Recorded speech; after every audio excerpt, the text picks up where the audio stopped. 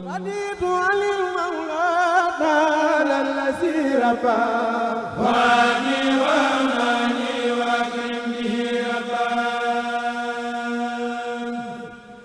رضيت عن المولى تعالى الذي ربى واني واماني واكرم به ربا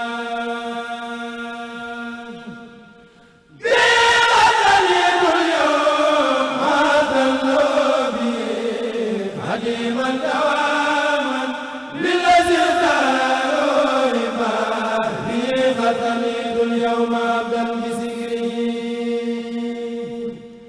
وليقوم الله النار والسبا نبس الأقال الله عبدا مراكدا بذكر حكيم عن جناب الهدى سمحا ورتله ما دمت حيا واكتفي وارمي بابليس عني وجنبا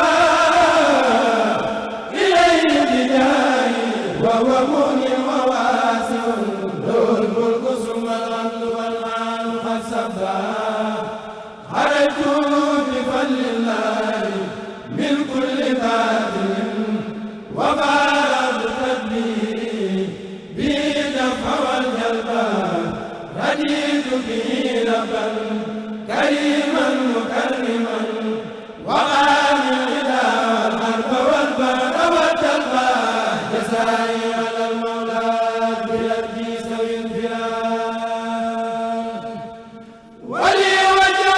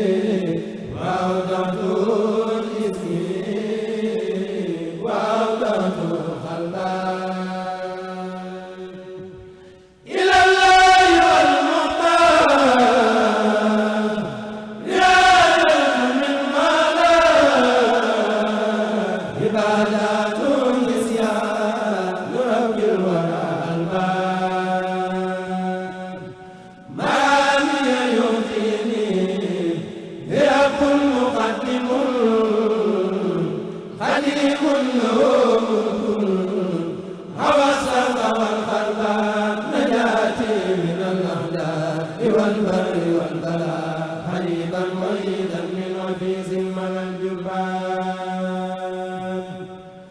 هداني الأبد ما كنت مالكا بجاه الذي قد سين الظلم والغربى أناجي في سر وجار وأرجبي سلامي وإسلامي به أعلى والتربى سلمت الأولى للهدى ثم كان لي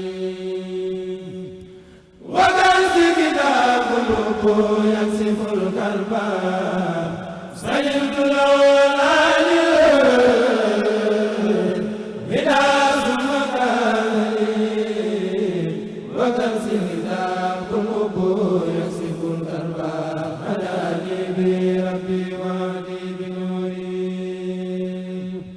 إذا زاروا ربي سوي البعد والقربى إلهي لا تبقى يغني وسلما ويبقي بنار سما والتوبني تربى لك البر والبر الذي قلتني له ففي البر أهل الأمن والجود من جنبا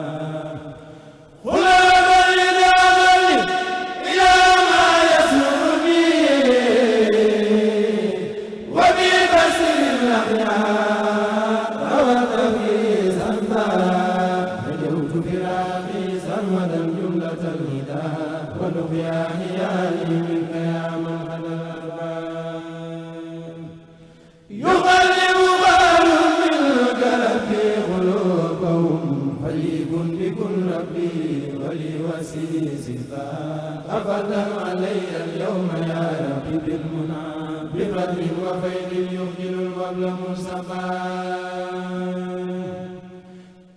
Bonjour, merci à tous vos collaborateurs. Je m'appelle Astrid Diatta, je suis étudiante en sociologie et certifiée en commerce digital du programme POSM. Nous avons eu la chance de bénéficier de formations dans le métier du numérique grâce au programme POSM. Et grâce à ce programme, aujourd'hui, on a eu l'opportunité de visiter le parc technologique de Diamniadio, Sénégal Connect Park, qui est un bijou de la technologie sénégalaise. Nous avons pris plaisir à visiter le parc et découvrir les différentes activités qui s'y déroulent. Nous vous remercions de nous avoir ouvert vos portes et espérons certainement dans un futur proche pouvoir venir travailler à vos côtés pour participer à l'essor économique du numérique. Au nom de tous les bénéficiaires du programme POSN, je vous dis un grand merci. Merci. Alors,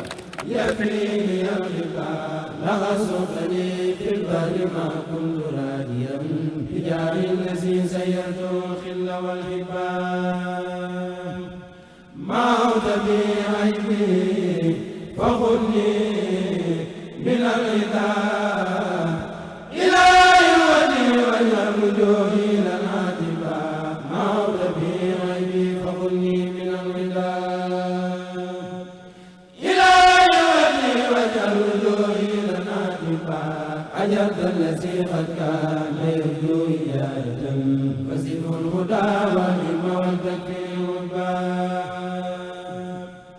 عليك الذي قد كان يبدي جهله فنصب الأسى يا ربي والوباء لك السر والرضوان والحمد سرمدا ولا زمن لي في كونك الله والربان عجب الأغارس وسر مؤمنا على المصطفى والجود نبيا سقى عجب الأغارس وسر مؤمنا على المصطفى والجود نبيا سقى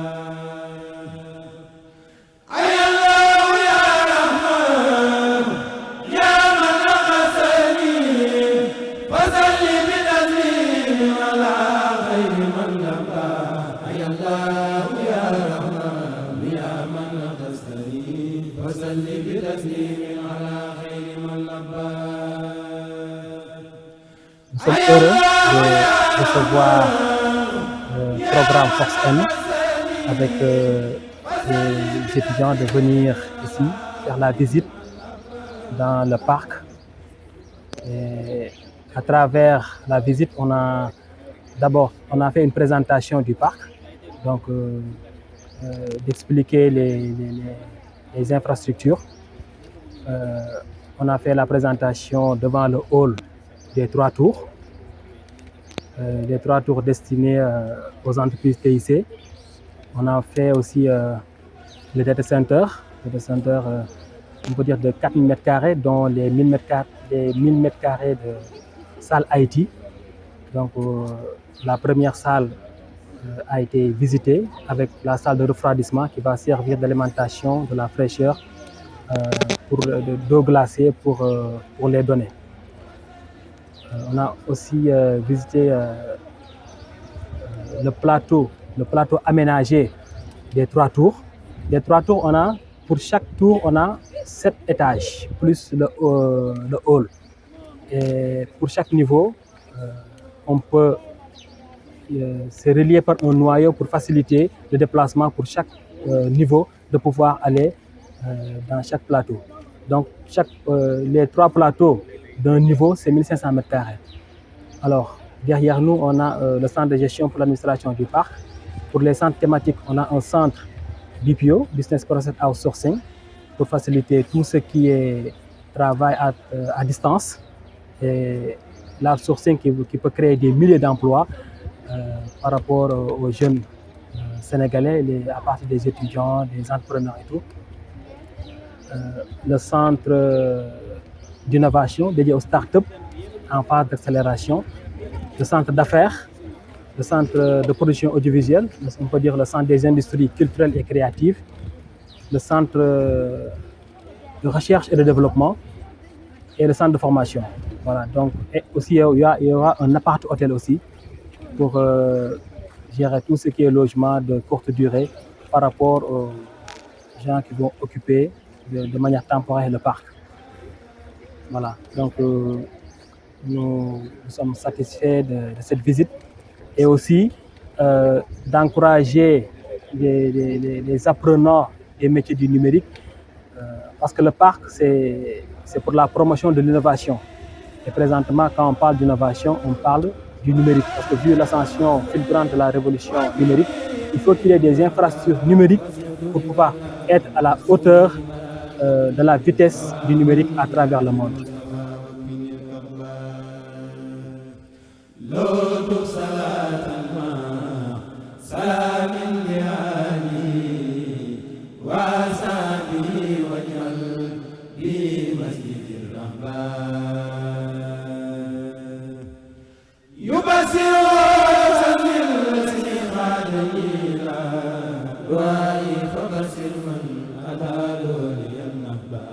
يبصره علمي بكونك خاليا على كل شيء سجد وفي النبات يبصره